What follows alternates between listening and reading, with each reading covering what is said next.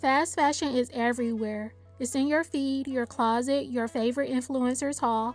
But what if I told you that $10 outfit isn't a bargain? It's a red flag. Behind the affordable prices and fast shipping is a system built on waste, stolen culture, and workers' exploitation. This isn't just about style, it's about who's profiting and who's paying the real price.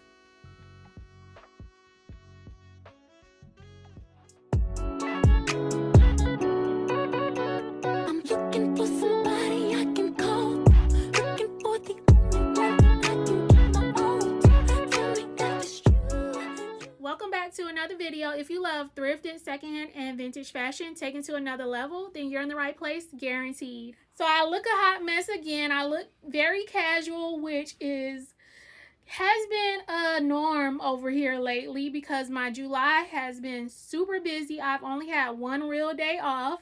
So if my energy is kind of low, you know that I'm tired. I'm tired. Not tired, but tired.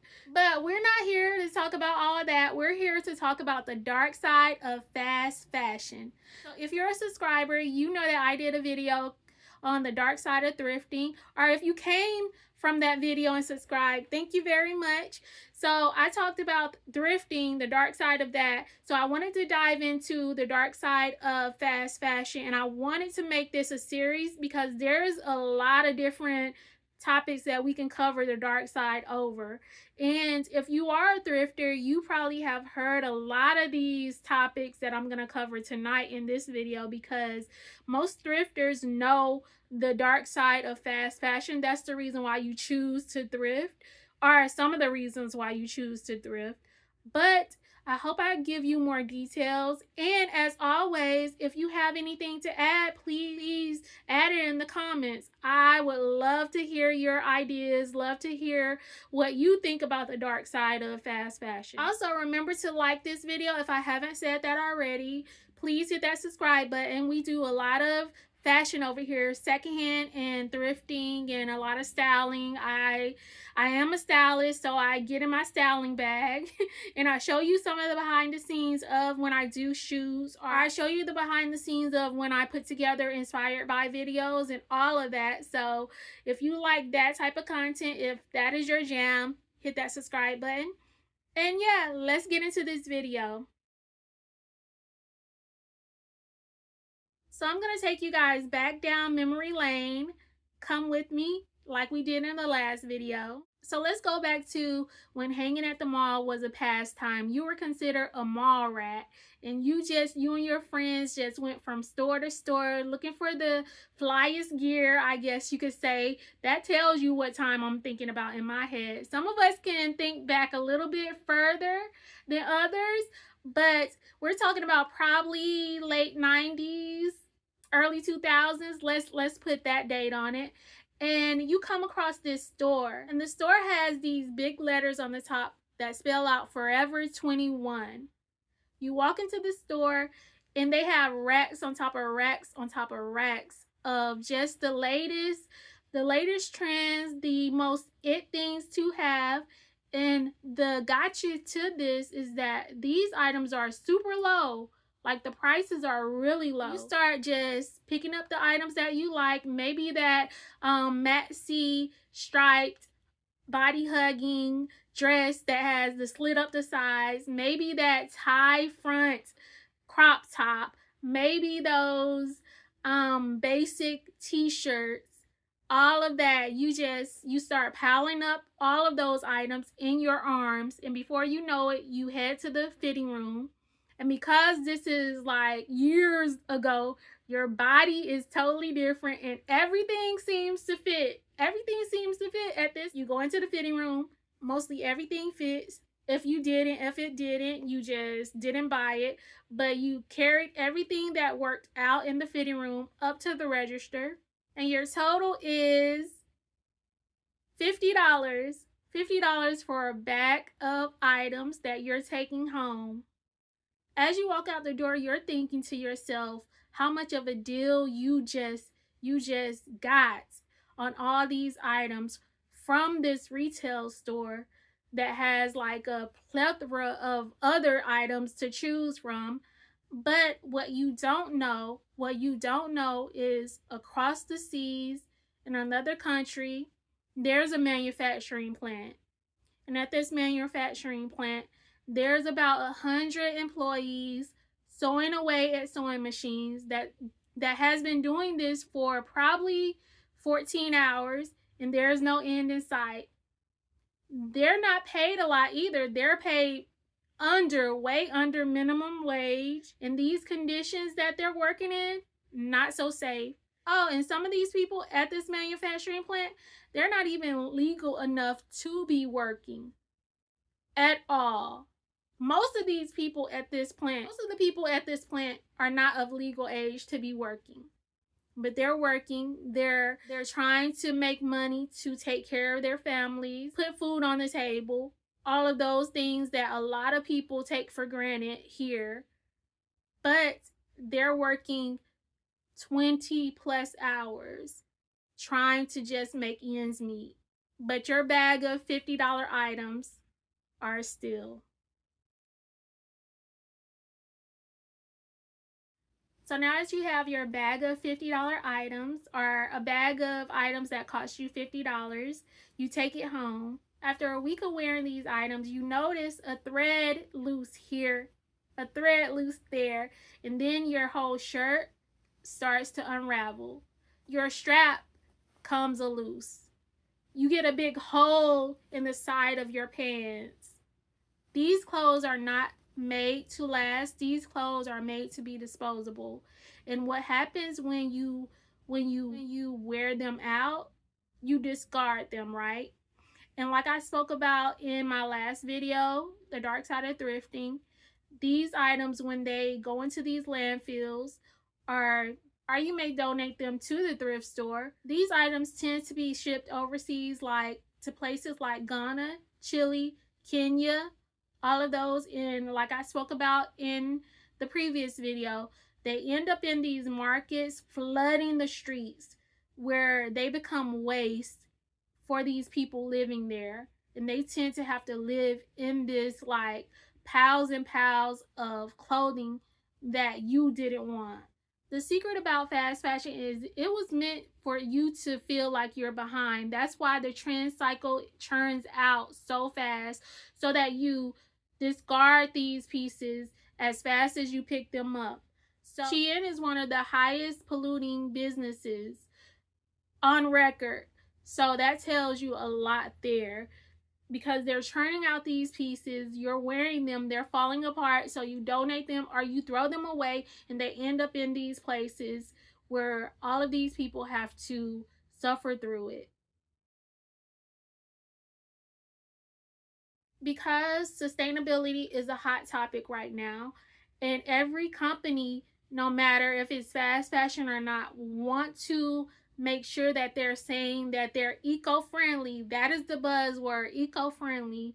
And they tend to put together these eco-friendly collections and say, hey, look, we're eco-friendly, without giving you receipts of how they're eco-friendly. They tend to put these descriptions of this eco-friendly collection, but they missed out on the details of what makes this collection eco-friendly.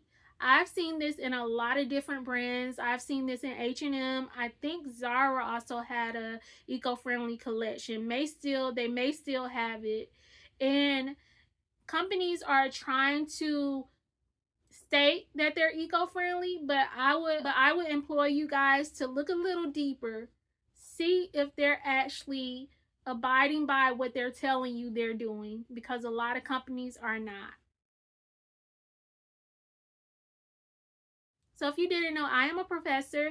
I teach at a college. I teach a lot of design students, so fashion design students. And one subject that they always bring up is the fear of a big company copying their work. And the thing is that companies like Shein, I believe Pretty Little Thing, numerous fast fashion companies have taken from small designers. They have stolen their work. They've done that upon years, and And unfortunately, because the smaller designers don't really have, they don't copyright their designs, they don't trademark, they tend to not have a leg to stand on, especially against these larger companies. And these larger companies know that these smaller designers don't have the money to take them to court, to have lawyers, to do all of this stuff. So they keep stealing these designs year after year after year, and they're going to keep doing it until we put our foot down and say, hey, you know this is wrong. Make rules and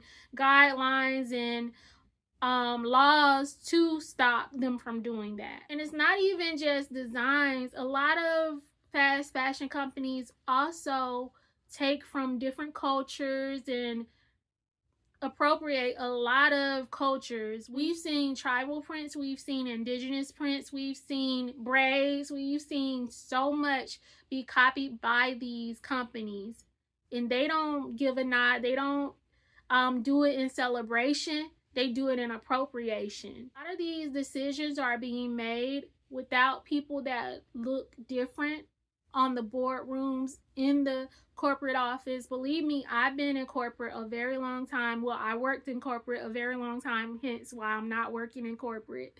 The politics and things like that, people that look like me weren't at the top to have a say in a lot of decisions that were made in a lot of different companies. So the appropriation, the copying can kind of slide by because you don't have somebody who represents that to tell you that that might be a problem, or you don't have enough people to tell you that, to speak up and make their voices heard, to be able to tell you you might have an issue. You might have an issue. So what I just spoke about hits on inclusivity. And a lot of these fast fashion brands want you to think that they're inclusive, and they may say we have this plus size section or whatever it may be, and the clothes are made worse than the regular section, or they may have a limited size of plus size. It may only go up to, let's say, 16. But we all know that plus size goes up to more sizes beyond that. A lot of these brands profit off of your need for affordability, but they are not offering what you need. They're shaming you for not being able to keep up with the trends because they're ever changing, and they're shaming you because they're not including you in the process. So the number one issue with fast fashion has been overconsumption. Because the clothing is super cheap, they churn these items out, so you tend to buy 50 tank tops or 50 t-shirts or 10 dresses. You see these huge hauls with like so much stuff, big Shein hauls. These, it used to be Forever 21, but I haven't really seen a lot of big Forever 21 hauls. It is just crazy, the overconsumption of fast fashion, and we think because it's cheap we should buy more. But like I touched on before, these items, you're not going to wear all these items, so they're going to either be donated to a thrift store or either thrown away and end up in these landfills where they are shipped overseas. We already had that conversation. So we need to figure out a way to be okay with what we have in our closet, or if we're gonna buy something, make sure it has quality over quantity so that it lasts longer in your closet and you can wear it multiple times, because these fast fashion items are made to be only worn a few times and then discarded like they're trash. So we need to be more conscious of what we're buying and how much we're buying and how we're taking care of these pieces. Previous video, this is me not wagging my finger or pointing my finger at you. I bought fast fashion before. I made a commitment to myself not to buy fast fashion now, or not to buy as much. I haven't bought fast fashion in probably 3 years or so. Definitely is the reasons that I spoke about it to you guys today. But if you are someone that loves shopping at Shein or loves shopping at Zara or H&M, don't feel ashamed. I'm not judging at all. I just would implore you to make sure that you're buying more quality pieces over quantity, because I do know, what I will say is that I have bought from Zara and I have had those pieces for years. I bought from H&M and I've had some pieces for years. So it is doable and they do offer some quality, but it is how you take care of those pieces, like I said a little while ago. And also just be conscious of how those companies are treating their employees, not only over here in the United States, but overseas in their manufacturing factories as well. What are the conditions in their factories? Are they having people that are underage working for them? Are they having their employees work more than 14 to 16 hours a day? Like, ask questions or do research to know how these companies are handling their employees. How are they producing these garments? Are they using a lot of like chemicals and all of this other stuff? Like, do some research so that you know who you're buying from. Especially also, who do they hire? How do they treat their people that they have, even in their stores to their corporate offices? How many people of color are on their in their executive level? Ask those questions, look up, do research on that, because so I don't ever want to buy from places that I'm not welcome, that I couldn't work at. Message. So I hope you guys enjoyed this video. I know that I've been doing a lot of sit down videos, but it has been, like I said earlier, it has been a month. I probably seem tired in this video. I tried to get through it. I hope you guys got some great information out of it. Definitely leave in the comments, what are your thoughts about fast fashion? Do you still shop fast fashion? And if so, what do you think about the points that I just made? And what is your reason for shopping fast fashion? Remember to like, comment, share, subscribe. We're always trying to grow, so hit that subscribe button. Yeah, that's all I have for you guys. Have a good night, have a good day, have a good week, have a good weekend, have a good weekday, and I will holler at you guys later.